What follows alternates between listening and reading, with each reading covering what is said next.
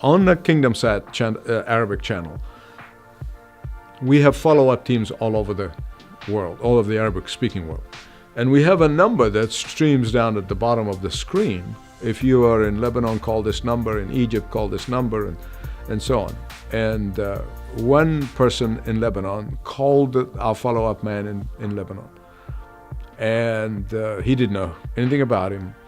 Generally speaking, our follow-up team are very cautious. Many of them actually came to the Lord from Islam, and they understand, and therefore if somebody said, I want to meet with you because I want to convert, they said, they don't know. Anyway, but this man, our follow-up man, even though was suspicious of the person who called, but went anyway. And he shared Christ, and he talked to him, and did not know who he was. But he happened to be a prince, what they call Amir. That is one of the hierarchies of ISIS. One of the highest people actually pledge allegiance to him. But our follow-up man did not know. And then he left.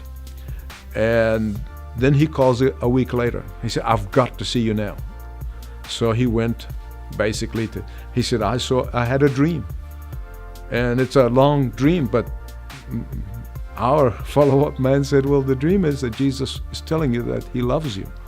And he was so in tears. And so he prays to receive Christ. And then at the end, he said to him, he said, now, I have a confession to make.